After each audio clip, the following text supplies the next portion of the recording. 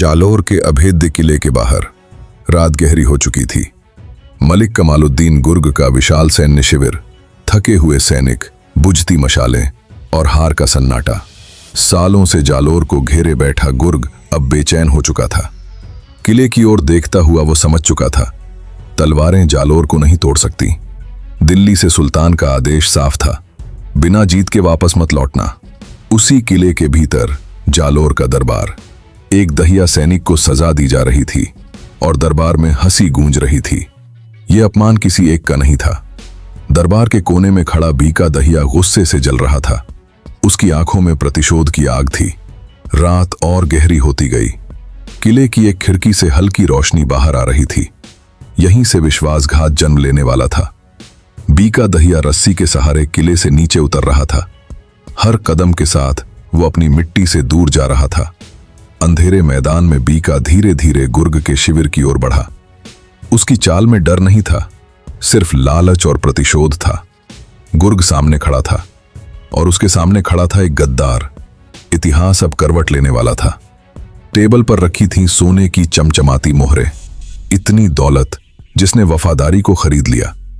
बीका ने मोहरों को हाथ में लिया और धीरे से कहा, जालोर का किला पत्थर का है, लेकिन इसकी एक दीवार कच्ची मिट्टी की है।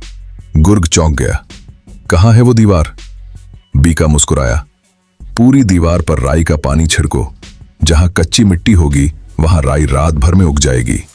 उस रात जालोर बिक चुका था। गुर्ग के सैनिक रात के अंधेरे में राई और पानी मिला रहे थे। हर घड़ा जालोर की मौत लिख रहा था। सैनिकों ने किले की दीवारों पर राई का पानी छिड़क दिया। रात खामोश थी, लेकिन साजिश जिंदा थी। सुबह हुई। सूरज की पहली किरण जालोर पर पड़ी। दीवार के एक हिस्से पर राई उग चुकी थी। यही जालोर की कमजोरी थी। आसपास के किसान राई लेकर पहुंचे, लेकिन सैनिकों ने उन्हें भगा दिया।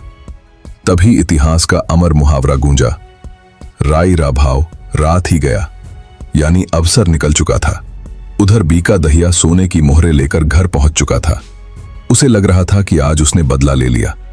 उसकी पत्नी हीरादे उसके लिए खाना लेकर आई। शांत चेहरा, एक साधारण पत्नी की तरह। बीका ने सोने की मोहरें निकालकर कहा, देखो हीरादे, आज मैंने दहिया वंश का बदला ले लिया। मोहरें जमीन पर गिरने लगी। Ton ton ton. बीका हंसते हुए बोला, मैंने किले का राज सुल्तान को बता दिया। अब जालोर टूट जाएगा। हीरादे की आंखें बदल चुकी थीं। एक पल, बस एक पल। हीरादे ने दीवार से तलवार उठाई और पूरे क्रोध के साथ एक ही वार में बीका दहिया का सिर काट दिया। खून जमीन पर बहने लगा। देशभक्ति ने सुहाग पर जीत हासिल कर ली। हीरादे खून से लथपथ तलवार लेकर महल की ओर दौड़ी। उसे राजा कान्हड़देव को सच बताना था।